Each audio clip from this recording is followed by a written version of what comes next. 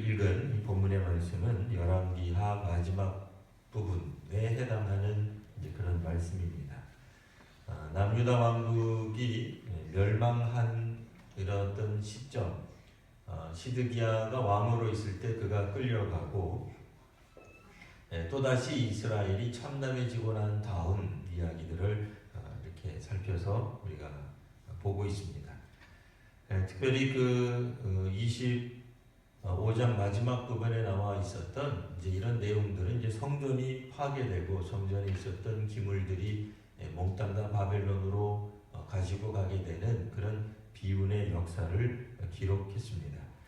앞부분 13절에도 25장 13절이죠. 오늘 우리가 읽은 그런 이제 내용 25장 13절에 보면 예루살렘 성전 앞에 놓여져 있던 노수로 만든 큰 두 놋기둥이 있었습니다. 오늘 새벽에 문자를 받아보신 분들은 이 놋기둥이 바로 야긴과 보아스였다. 뭐 이제 이런 이야기들을 우리가 익히 들어서 알고 있죠. 근데 이제 이 야긴과 보아스라고 하는 노수로 만든 큰 기둥 이 두 개도 쪼개져서, 왜냐면 워낙 크니까 한꺼번에 뭐 그 통째로 들고 가기 어려우니까 운반하기에 편하게 잘게 부수어서 결국 노수로만 사용되는 이제 이런 모습을 보게 됩니다. 실제로 하나님의 성전으로 사용되었던 그 수많은 물품들, 선물들, 하나님께 바쳐지고 하나님께 드려지고 또 하나님 앞에 나아가 사용되는 그와 같은 용도로 쓰이지 않는다면 결국 세상적으로 볼 때는 그냥 놋 기둥은 그냥 놋인 거예요. 철로 만든 건 그냥 철이고 동으로 만든 건 그냥 동일 뿐입니다. 아무리 하나님의 성전을 금으로, 그래서 하나님 계신 지성소를 혹은 성전을 금으로 치장을 했을지라도 믿지 않는 사람들이 볼 때는 그냥 금에 불과한 거예요. 그러니까 그들은 이제 바벨론 사람들이 예루살렘 성전을 무너뜨리고 거기에 쓸만한 모든 것들은 다 가지고 간 겁니다. 자, 그리고 나서 이제 오늘 본문에 보시면 18절 바벨론 왕 느부갓네살의 시위대장으로 알려져 있는 이번에는 느부사라단이라고 하는 사람이 마지막으로 이 예루살렘에서 나와서 한 일이 18절에서 21절 사이에 기록이 되어 있습니다. 예루살렘에 있었던 그 중요한 이제 지도자들이죠. 정치 지도자들을 사로잡아 갑니다. 그래서 림나에 있는 바벨론 왕에게로 끌고 가고, 또 바벨론 왕은 그곳에서 느부사라단이 잡아온 모든 남유다 왕국의 지도자에 해당하는 사람들, 이 모든 사람들을 다 처형하는 이제 이런 장면이 나옵니다. 이제 이렇게 됨으로써 더는 남유다 왕국뿐 아니라 북이스라엘을 통틀어서 이스라엘이라고 하는 그 민족이 다시는 이 땅 위에서, 그러니까 이제 가나안 땅에서 나라를 세우고 독립운동할 수 없을 만큼 아주 완전히 사라지게 되는 이제 그런 모습을 보여주고 있습니다. 느부사라단이 18절에서부터 한 행동은 혹시라도 남유다 왕국 사람들이 독립을 꾀할 수 있잖아요. 그런 것들을 이제 완전히 미연에 방지하는, 그래서 모든 지도자가 될 만한 사람들을 사로잡아가서 죽이게 되는 이런 장면을 말하고 있습니다. 21절 보시면 바벨론 왕이 하마 땅 림나에서 다 쳐 죽였더라. 그러니까 유다의 모든 지도자들, 종교 지도자들 혹은 정치 지도자들 누가 되었든지 간에 예전에 유다 왕국에서 활약했던 사람들을 모두 다 죽였습니다 라고 하는 얘기고요. 근데 만약 이제 이와 같이 유다가 사로잡혀 본토에서 떠났더라. 그래서 남유다 왕국의 멸망을 한 줄로 이렇게 요약을 해놓은 겁니다. 유다가 사로잡혀 마치 사람이 사로잡혀가는 것처럼 유다 왕국, 유다 백성들을 말을 하는 거거든요. 어차피 유다가 사람 이름이기도 했죠. 그래서 유다가 사로잡혀, 유다의 민족, 유다의 국군 이런 것들이 사로잡혀, 중요한 건 뭐예요? 본토에서 떠났더라. 본토는 가나안 땅을 말을 합니다. 본디 가나안 땅은 이스라엘 사람들의 영토는 아니었죠. 국토는 아니었지만 그들이 믿음으로 하나님을 따라갔을 때 하나님이 그들에게 주신 약속의 땅, 이제 그것이 고향이요 본토가 되는 겁니다. 그러니까 왜 본토에서 고향 땅에서 떠나게 되었는지는 오늘 성경에 다시 설명되지는 않아요. 그냥 짧게 그냥 한 줄로 이렇게 떠나갔다 이렇게만 이제 표현하고 있습니다. 우리는 수차례에 걸쳐서 왜 북이스라엘이 멸망했는지 또 남유다 왕국이 멸망했는지를 살펴보았습니다. 오늘 이제 말씀 그 앞부분에 보시면 이스라엘 사람들이 이제 도망가던 장면들이 나왔었죠. 느부갓네살 왕이 예루살렘을 포위하고 또 그 예루살렘 성에서 끝까지 한 3년여 동안 저항하던 왕과 왕의 군사들이 도망갔던 이야기가 바로 그 25장 5절에 있었음을 보았죠. 근데 갈대아 군대가 왕과 함께 그 군사들을 쫓아갑니다. 5절에 보면 어디에서 이들이 마지막으로 사로잡혔느냐, 열왕기하 25장 5절에 보면 갈대아 군대가 그 왕을 뒤쫓아가서 여리고 평지에서 그를 따라 잡음에 왕의 모든 군대가 그를 떠나 흩어진지라. 이제 5절에서 이미 그들은 저항할 수 있는 모든 힘을 상실하고 맙니다. 왜냐하면 군대가 떠나갔기 때문에 그래요. 근데 이제 5절에 보면 이 군대 왕이 어디서 사로잡혔다고 되어 있어요? 여리고 평지에서 사로잡혔다. 이렇게 이제 표현이 되고 있습니다. 이스라엘이 가나안 땅에 들어갈 때 맨 처음 나왔던 장소가 여리고였죠. 여리고에서 시작한 이스라엘의 가나안 진입이 이제 여리고 평지에서 이스라엘 남유다 왕국의 마지막 왕이 도망가다가 갈대아 사람 바벨론 사람들에게 잡혀서 결국엔 국군을 당하는 이런 장면이 나오고 있습니다.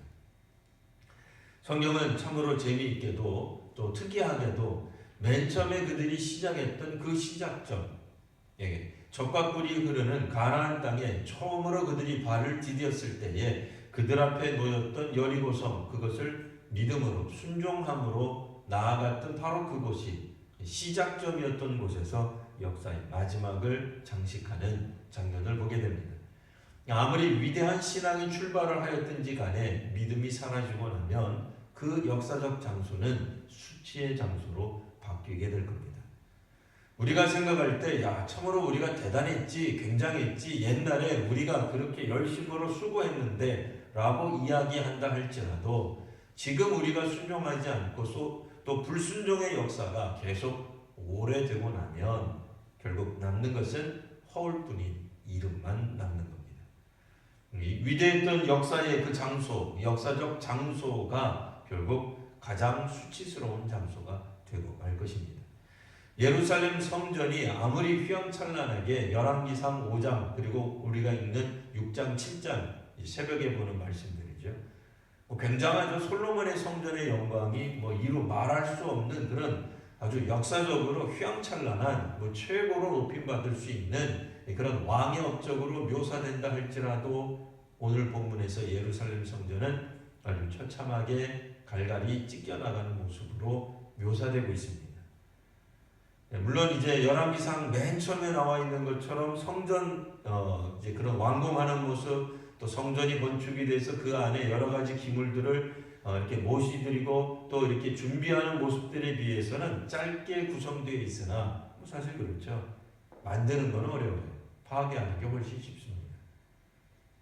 비록 짧은 구절들로 이 25장, 열왕기하 25장 가운데 예루살렘 성전이 파괴되는 모습이 나와 있고 심지어는 이스라엘의 역사, 남유다의 역사가 끝나는 장면이 한두 줄로 간단하게 요약되어 있기까지도 한데요. 역사를 일으키는 게 참 어렵습니다. 세워나가는 게 참 어려운 거예요. 우리도 믿음을 세워나가는 게 얼마나 어렵습니까? 교회를 세우고 또 그 교회 안에서 신앙생활하고 또 그것을 다음 세대로 넘겨주는 일들이 얼마나 어려운지 모릅니다. 근데 무너지려고 하면 한 번에 무너질 수 있는 거예요. 아주 쉽게 무너질 수 있는 겁니다. 세워나가는데 신앙을 세워나가고 견고하게 만드는데 수십 년이 걸려도 무너지는 데는 불과 몇 년 혹은 몇 달 며칠만으로도 얼마든지 믿음에서 떠나갈 수 있고 믿음이 파괴될 수도 있고 또 멸망할 수도 있는 것입니다. 오늘 이제 21절에 보면 유다가 사로잡혀 본토에서 떠났더라.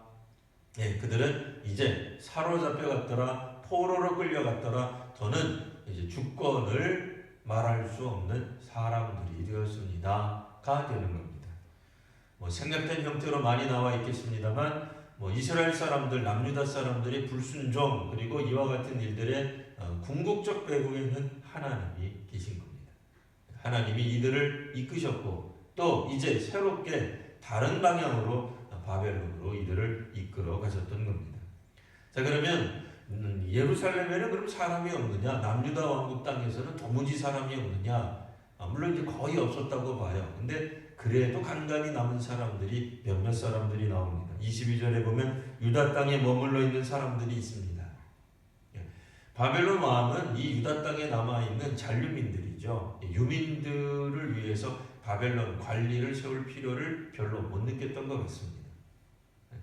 그래서 그들들 중에, 그러니까 유다 백성들 중에 한 사람을 세웠는데 그 사람 이름이 바로 그달리아라고 나와요. 이 그달리아가 왜 갑자기 그럼 일종의 이제 분봉왕 같은 사람들이 된 거죠. 예수님 시대 헤롯 왕 같은 그런 존재가 된 겁니다. 다윗의 후손도 아닌 이런 사람이 갑자기 왕이 되어서 바벨론의 앞잡이처럼 그래도 남유다 왕국을 대표해서 통치하는 남유다 사람이에요.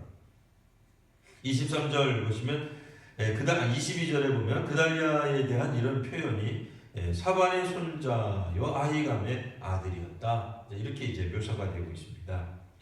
할아버지 사반은 요시야 왕 때 서기관을 지낸 사람입니다. 그러니 그래도 그는 고관 관리의 아들이었다. 왕족은 아니어도 우리처럼 이야기한다 그러면 그래도 양반 자제쯤 되는 거죠. 관리의 자제라고 말할 수 있습니다. 근데 그의 아버지 이름도 이제 나옵니다. 아히감이라고 나오는데요. 아히감은 요시야 왕도 섬기고 또 여호야김이라고 하는 왕도 섬겼던, 그러니까 두 왕을 섬겼던 관리 신하 출신입니다. 근데 이 아히감이라고 하는 이분이, 그러니까 이제 오늘 성경에 나오는 그달리아의 아버지가 되겠죠.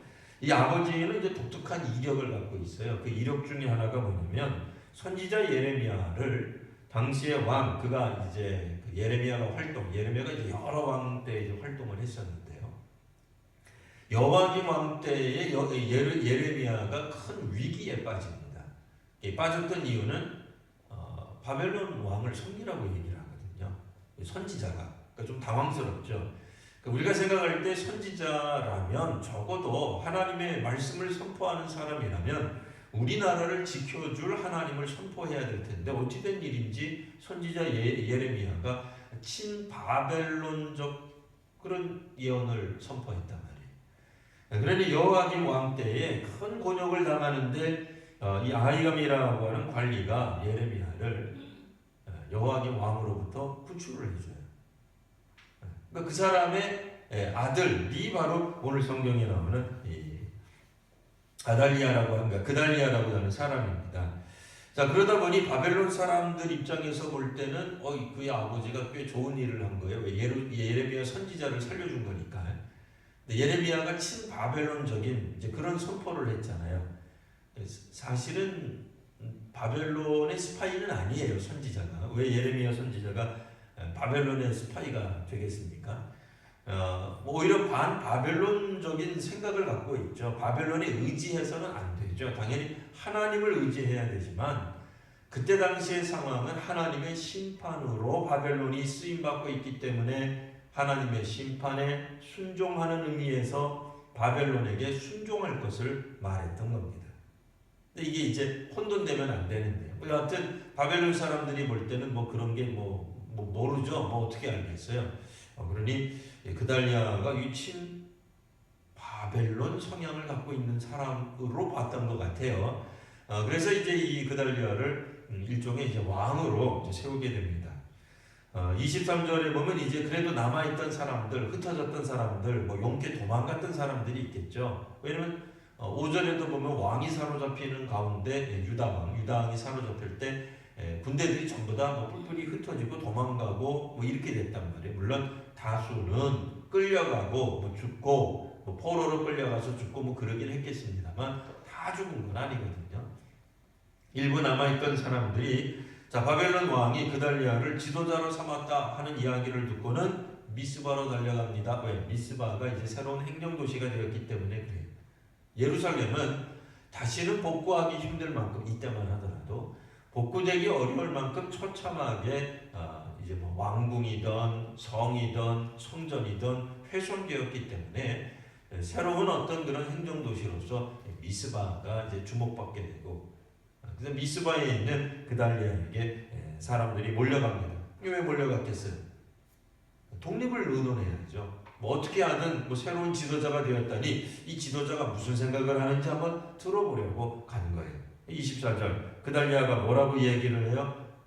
그러니까 남아있는 유민들 중에 왕족도 있고 귀족도 있고 뭐 군사 뭐 관련된 어떤 지도자들도 있는데 그들에게 말을 하기를, 자, 여러분들은 갈대아인 바벨론 사람을 말하는 거예요. 갈대아인을 섬기는 것을 두려워하지 마십시오. 이게 뭔 소리? 이게 왕으로서 할 얘기입니까? 그러면서 말을 하기를 이 땅에 살면서, 이 땅이라고 하는 가나안 땅이에요. 이스라엘 영토죠. 이제는 이스라엘 영토가 된 그곳에 살면서 바벨론 왕을 섬겨라. 그러면 너희가 평안할 것입니다.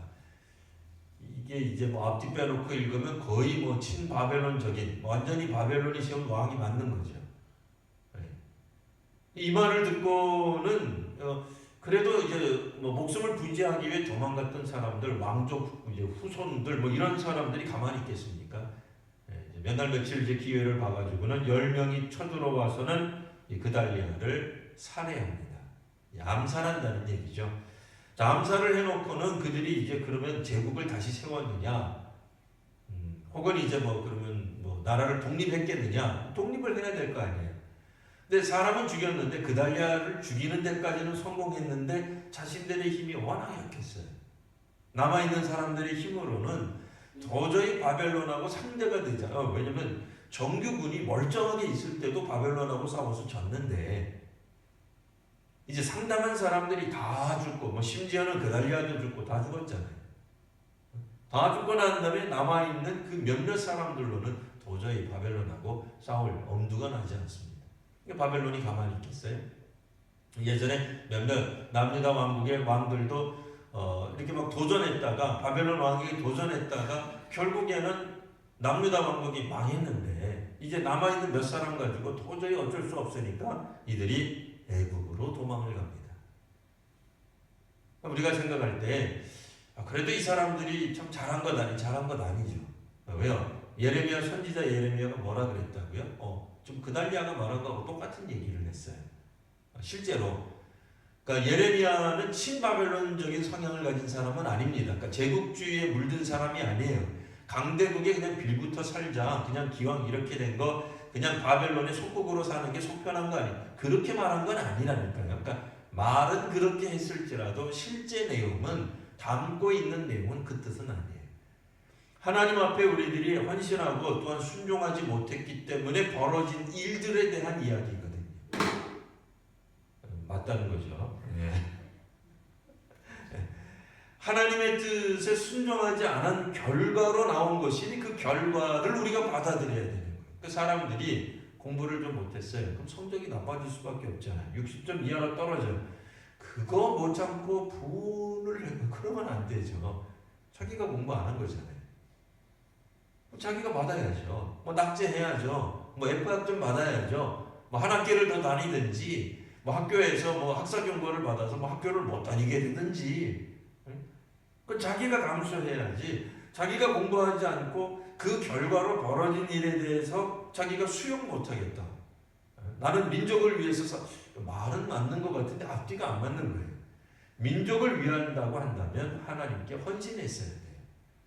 근데 이제 그걸 못한 상황 가운데서 몇몇 사람들이 꼭 마지막에 회개하는 사람들이 있어요. 누구들처럼? 청개구리처럼.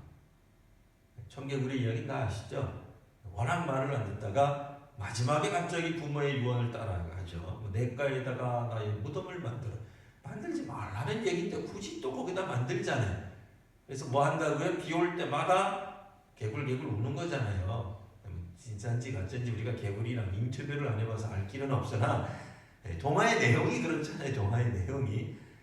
그런 것처럼 이 이스라엘 사람들이 마지막 순간에도 하나님 앞에 회개하지 못하는 장면을 묘사하고 있는 겁니다. 근데 잘못 읽으면 뭐라고 느껴져요? 굉장히 민족을 사랑하는 것처럼 보이는 거예요. 나라를 회복하려는 애국심으로 가득 찬 것처럼 보이는 거예요. 예. 근데 이건 겉으로 보면은 애국심이죠. 그렇잖아요. 그달리아, 이거 뭐 반민족적이고, 예? 반국가적이고, 왕이 이게 할 얘기예요? 할 얘기가 아니잖아요. 예? 그 친바벨론이라니 말도 안 되는 얘기죠. 기왕 이렇게 된 거, 뭐 그 나라 사람들 뭐 속국으로 살아갑시다. 말도 안 되는데 거기다 대놓고 이제 무슨 생각을 해요? 이거는 애국적인 관점에서 보면 아니다. 근데 그 사람들이 애국하는 게 아니에요. 원래는 이 살해한 사람들이 문제인 거예요. 성경은 그래서 우리가 이게 잘못 읽기 시작하면 야 그래도 마지막에 독립을 위해서 그래도 애쓴 사람들이 있구나 이렇게 읽을 수 있습니다. 그렇지 않습니다. 그렇게 읽으시면 이게 지금 내용이 이상하게 흘러가는 거예요. 왜요? 이들이 결국 그달리아라고 하는 어쨌든 마지막 왕은 아니고 어쨌든 바벨론 왕이 세운 지도자를 죽이고는 어디로 도망가요? 애국으로 도망가요. 이스라엘 사람들이 가나안에 왜 갔어요? 네. 가나안을 떠나기 위해서 가나안으로 가기 위해서 떠났던 나라가 있어요. 이게 어디? 애굽이에요. 애굽을 떠나 가나안으로 간 거예요. 근데 다시 이스라엘 백성들이 이제 그 시대의 위협이죠. 그 시대의 어려움이죠. 국난이 온 거죠. 그 엄청난 그 위험을 피하기 위해 그들이 도피처로 삼은 것이 애굽이었다. 이게 말이 안 된다는 거예요. 그러니까 말로는 반애국적, 그러니까 반민족주의자라고 생각되는 그달리아를 죽인 것이 굉장히 애국적인 혹은 하나님 나라를 위한 애국적인 행동인 것처럼 보였을지라도 결국 그들이 선택한 것은 하나님 품이 아니라 애굽이었다는 거예요. 결국 그들이 어디로 가고 있느냐가 결국 그들이 출발점을 말하고 있는 거예요. 그러니까 하나님의 뜻과는 관계없는 애국심인 거죠. 종종 이 땅에 있는 우리나라뿐 아니라 여러 세계 각국에서 일어나는 현상 중에 하나가 국기를 사용하는 게 있어요. 그러니까 독일에도 국기를 사용해요. 일본도 옛날 그 일장기가 있어요. 우리가 알고 있는 일장기에다가 이렇게 시뻘건 걸로 태양빛이 확 퍼쳐나가는 것 같이 이렇게 몇 개 이렇게 글을 막 이렇게 그림을 그려놓은 게 있어요. 아까 이제 그 태양빛이 막 이렇게 비춰지는 거. 그걸 이제 언제 썼냐면 일본 같은 경우에는 2차 세계대전에 참전하면서 일본이 그런 거를 많이 사용해요. 그러니까 자기네가 이제 태양빛이 확 비치는 것처럼 일본의 제국주의가 전 세계에 이제 영향을 끼친다 뭐 그런 뜻이에요. 일본 사람들 입장에서 보면 굉장히 애국적이죠.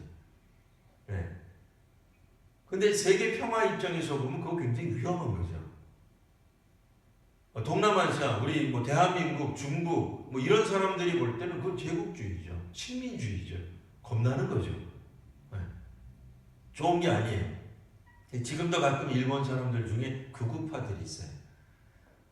그 민족주의를 막 주장하는 사람들이 그냥 일장기만 써도 우리가 가슴이 벌렁벌렁거릴 텐데 그 일장기에 이렇게 태양빛 비춰지는 것 같은 이 문양을 그려놓은 일장기가 있거든요. 그거 막 사용해요. 독일에도 예전에 게르만 민족의 우수성을 막 주장했던 사람들이 있어요. 대표적인 사람이 히틀러죠.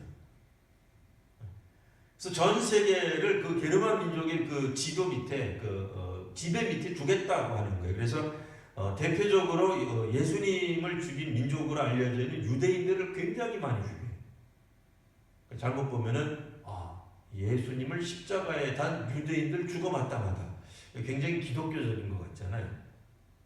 독일 사람들이 우리의 원수를 갚아준 것 같잖아요. 그죠? 옛날 우리가 못다한 원수를 막 갚아준 것 같은데 그들이 군국주의예요. 근데 그들이 뭘 사용해? 주로 국기를 사용해요. 그러니까 국기를 사용한다고 해서 다 애국적인 건 아니에요. 반대로 이제 우리나라 같은 경우에는 3.1운동 할 때도 태극기를 사용하죠. 그래서 어떤 경우에는 국기를 사용하는 것이 진짜로 애국적일 수도 있어요. 근데 어떤 경우에는 애국적인 것처럼 보여도 지나친 경우들이 있어요. 오늘 성경에 나와 있는 사람들이 그달리아를 죽일 때는 지나친 거예요.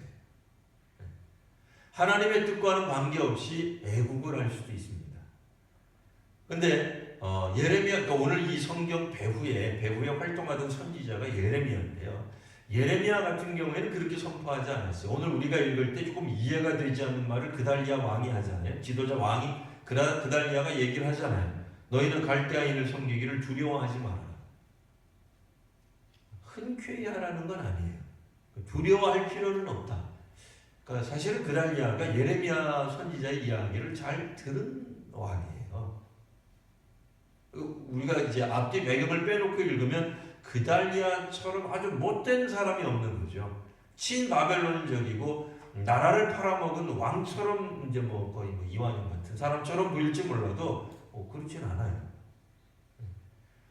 자, 그리고 나서 이제 어쨌든 이 그달리아가 살해당하고 난 다음에 사람들이 어디로 갔다고요? 애굽으로 도망갔습니다. 그들은 갈대아 사람을 두려워했습니다. 그 어디에도 이제는 사실 역사의 배후에는 하나님 계시지만 이 남유다 왕국이 패망하는 가운데 이제는 그들의 입에서 하나님에 관한 이야기는 나오지도 않습니다. 어쨌든 계속해서 보면요. 자, 그럼 끝이냐? 아니죠. 27절에서 30절까지의 말씀은 또 다른 의미의 어떤 그런 희망 같은 것들을 우리들에게 살짝 보여줍니다. 자, 유다의 왕 여호와긴 그때 사로잡혀 갔었는데 갑자기 역사의 무대에서 사라졌던 왕입니다.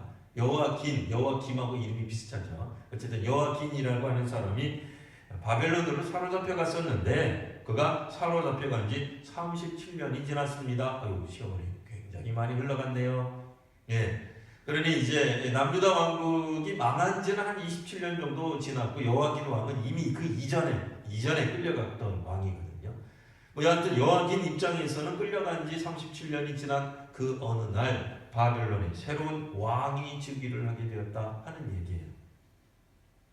새로 왕이 되면 어떤 일을 해요? 우리나라도 8.15 특사 그런 거 하잖아요.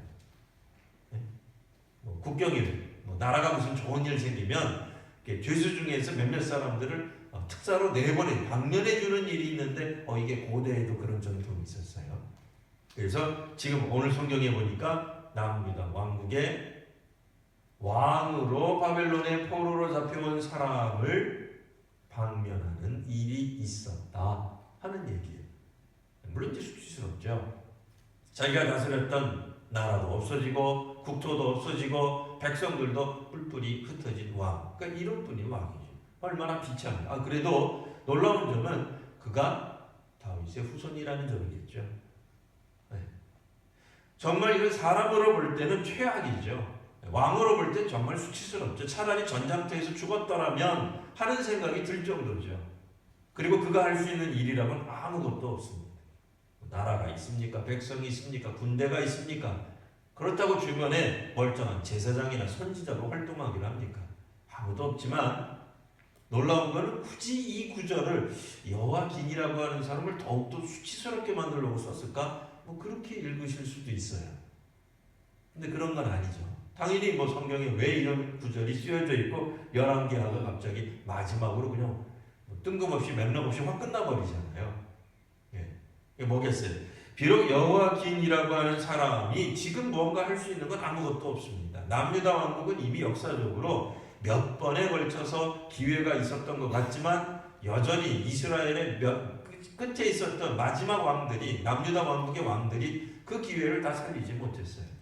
요시아 왕이 그렇게 종교개혁을 하고 그 앞에 있던 몇몇 왕들이 히스기야 왕이라든지 그런 영적으로 뛰어났던 인물들이 있었다 할지라도 남유다 왕국의 멸망으로 가는 수순을 돌이키지 못했어요. 그러니 여호와긴 왕이 어찌어찌 하다가 보니까 역사 무대에서 이미 사라진 지 오래되었고 사실 기억도 못했는데 근 40년이 지나간 다음에 그가 방면되었다 한들 그게 무슨 의미가 있겠습니까? 많은 굳이 성경에서 살짝 기록을 해요. 그리고 그가 할 수 있는 일은 정말 아무것도 없었어요. 독립을 했겠어요? 뭘 했겠어요? 아무것도 없었어요. 뭐예요? 그 왕이 아직은 살아있다. 그 얘기예요. 하나님은 여전히 이스라엘 백성을 보고 계신다 얘기예요. 비록 아무것도 할 수 없고 심지어는 바벨론 왕 앞에서 날마다 우리로 말하면 연금도 받았어요. 진짜 황당하죠. 29절 항상 왕의 앞에서 양식을 먹었습니다. 얼마나 수치스러워. 근데 그달리아가 말했던 거 똑같아요. 너희는 바벨론 왕 섬기는 것을 두려워하지 말아라. 우리가 성경을 읽다가 막 감동받는 사람 중에 위대했던 인물들 중에 하나 누구 있어요? 다니엘 있잖아요. 다니엘이 어디서 활동한 사람이에요? 바벨론에서 활동한 사람이에요. 남유다에서 활동하지 않았어요. 우리가 성경 읽으면서 우리 다니엘 같은 신앙을 우리 자녀들도 갖게 하여 주시옵소서 그러잖아요. 근데 그 사람 바벨론에 있었다는 거예요. 오늘 이 성경을 통해서 보건대 여호와긴 왕이 누구 앞에서 이렇게 마지막에 그래도 호사를 무슨 호사겠어요. 왕이 우리가 왕이라면 정말 비참하죠. 근데 희한한 표현이잖아요. 그러니까 이게 우리가 다르게 표현하면 잘 먹고 잘 살았다 이렇게 돼버리는 거예요. 비운의 왕이지만 마지막 왕은 아니에요. 이미 끌려간 왕이지만 왕권을 이미 포기한 사람이었고, 그렇죠. 다 뺏겼죠. 근데 그가 갑자기 역사 무대에 나타나서는 이스라엘이 망한 지 벌써 한 30여 년 이미 남유다 잘 모르겠어요. 근데 갑자기 그 사람이 나타나서는 바벨론 왕 앞에서 잘 먹고 잘 살고 있더라. 아까 그 사람이 친바벨론이 된 게 아니에요. 그냥 포로로 끌려갔는데 바벨론이 새로운 왕이 나타나자 방문하는 일이 있으니까 갑자기 그가 살게 되었다. 감옥에서 나왔다. 심지어는 다른 왕들보다도 더 높은 지위를 회복받았다. 도무지 이해 안 되는 표현이잖아요. 아니 여태까지 우리는 바벨론 그 못된 것들 남유다를 멸망시키고 이렇게 생각을 했는데 이 바벨론 왕이 제정신인가 싶을 정도로 마지막 순간에 물론 여호와긴 왕이라고 하는 이미 이제 역사상에서 이제 쭉 읽다가 보면 잊혀진 사람인데 그가 갑자기 튀어나와서는 마치 이제 우리가 다음부터 이제 예레미야서를 좀 보려고 하는데요. 남은 자 같은 사람이 돼버리는 거예요. 남은 자가 뭐예요? 다 죽은 줄 알았는데 엘리야도 말하죠. 하나님 저밖에 안 남았습니다. 아합 앞에서. 저밖에 안 남았습니다. 여호와를 믿는 여호와를 섬기는 선지자는 저밖에 없는 것 같은데 하나님 말씀하시기를 너 말고 또 다른 사람 남은 자가 나와. 우리만 하나님 믿고 우리만 순수하게 신앙을 지키는 것 같은데 또 다른 사람이 있는 거예요. 하나님은 그 남은 자들을 통하여서 새롭게 하나님 나라를 일으키십니다. 그 모습의 불씨를 아주 미약하죠. 볼품없죠. 이건 사실은 불씨 정도는 아니죠. 이때만 하더라도 그가 할 수 있는 여호와긴 왕이 할 수 있는 건 정말 아무것도 없어요. 문자 그대로 이게 이 구절이 왜 나왔나 싶을 정도 의아한 게 맞아요. 근데 이걸로 열왕기 하가 마지막을 장식하는 거예요. 하나님의 뜻이 이스라엘 백성에게 아직 남아있는 거예요. 하나님의 뜻에 순종하는 사람에게 하나님은 다시 한번 그들에게 놀라운 역사를 일으켜 주십니다. 역사적으로는 이제 세월이 한참 흘러서 다윗의 후손 중 가장 위대한 후손인 다윗 예수를 통해서 그들은 새로운 하나님의 역사, 하나님의 백성 되는 법을 배우게 됩니다. 위대한 다윗의 후손은 이제 예루살렘, 그들이 잃어버렸던, 그들이 포기했던 예루살렘에서 그들의 백성을 위해 죽는 하나님의 사랑을 경험하게 될 것입니다. 우리가 생각하지 못했던 방법으로 하나님은 하나님의 백성들을 다시 회복시켜 주시고 다시 살려 주십니다. 오늘 믿음으로 다시 한번 이 역사를 살펴보시기 바랍니다. 남유다 왕국에 어떻게 보면 참 비참하고 이 성경 읽으면서 참 은혜가 안 된다. 이렇게 성전 망가지는 모습을 이렇게 상세하게 기록을 했을까? 어떤 왕들은 두 눈이 뽑히고 그 눈이 뽑히기 전에 아들들이 죽는 모습을 보고 백성들 처참하게 죽는 거 보고 도대체 이게 뭔가라고 싶은데 그래도 우리는 그 역사로부터 눈을 돌리면 안 됩니다. 비참해지는 역사, 쫓겨나는 역사, 망하는 역사를 보셔야 돼요. 왜요? 우리 믿음의 결과이기 때문에 그래요. 우리 신앙의 선배들의 불순종의 결과로 인해 일어나는 일들이기 때문에 그렇습니다. 당혹스럽지만 마지막 지도자인 그달리아가 한 이야기는 결코 반민족적 언어가 아닙니다. 그걸 아실 수 있어야 돼요. 애국심으로 말미암아 그달리아를 죽인 사람들이 결국 택한 장소 애국을 다시 한번 살펴보십시오.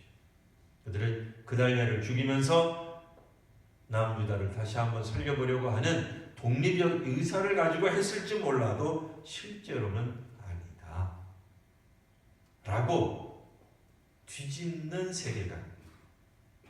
오늘 이걸 보셔야 돼요. 그리고 마지막으로 여호와김, 예전에 삽족했던 그 40여 년 전에 역사 무대에서 사라졌던 사람이잖아요. 남유다 왕국의 왕으로 있다가 갑자기 사로잡혀간 사람인데 오히려 그 사람을 통해서 다시 한번 우리가 두려워해야 될 일은 바벨론 왕이 아니에요. 하나님의 백성이 두려워해야 될 분은 강대국이 아니라 하나님을 두려워할 줄 알아야 됩니다. 그러니 바벨론 왕을 두려워하지 말고 차라리 그냥 이 땅에서 바벨론 왕을 섬기면서 삽시다. 그러면 평안할 겁니다. 이게 그냥 그들의 비호 아래 살아가자는 얘기가 아니에요. 근데 얼마나 수치스러워. 근데 수치스러운 일을 했기 때문에 당하는 거거든요. 그런데 애국으로 도망간 건 더 수치스러운 거예요. 그거를 남유다 사람들 중에 일부가 이해하지 못했을 때 여전히 그들은 예레미야 선지자나 혹은 하나님이 하신 말씀에 대한 그 뜻을 파악하지 못하게 되는 것입니다. 하지만 이제 정말로 그런 일이 있느냐? 바벨론 왕 밑에서도 괜찮은 것이냐? 정말 그런 일이 벌어진다는 거예요. 실제로 그런 일은 우리가 다른 성경, 이제 다니엘서 같은 성경을 통해서 이스라엘이 남유다가 어떻게 다시 회복되고 그들이 포로로 끌려갔다가 돌아오는지에 관한 이야기는 살펴볼 수 있을 것입니다. 오늘 하나님 말씀을 통해 그리고 남유다 왕국의 마지막 역사를 통해 끝까지 이들에게 하시는 하나님의 말씀, 또 이 하나님 말씀을 오해했던 여러 사람들의 이야기들을 통해 이 땅을 살아가는 우리 한국교회는, 또 우리 성도님들은 다시는 하나님의 뜻에 대한 이런 오해가 없도록 정말 깨어서 기도하고, 당장은 이해하기 힘든 것 같아도 역사가 무너지는 거 이해하기 쉬운 게 아니죠. 나라가 망하는 게 쉬운 일이 아니죠. 하지만 그럼에도 하나님의 놀라운 섭리가 어디 있는지 잘 살펴보는 귀한 믿음의 사람들, 또 믿음의 길을 걷는 귀한 사람들 다 되시기를 바랍니다. 기도하겠습니다. 거룩하신 주님, 하나님의 말씀 가운데로 오늘 저희가 나아갑니다. 남유다 왕국의 마지막 모습들을 보게 됩니다. 주님, 저희로 하여금 깨달음이 있게 하시고 참으로 하나님을 두려워할 줄 아는 지혜가 있게 하여 주시옵소서. 하나님이 이 놀라운 섭리를 비록 사람의 뜻으로, 사람의 생각으로 잘 알기 어려울지라도 사람의 합리적 생각을 뛰어넘어 하나님 하시는 일에 대한 믿음의 눈들을 오늘 저희들이 갖게 하시고, 또 저희들 온전히 회복되는 역사가 있게 하여 주시옵소서. 거룩하신 우리 구주 예수님 이름으로 기도드리옵나이다. 아멘.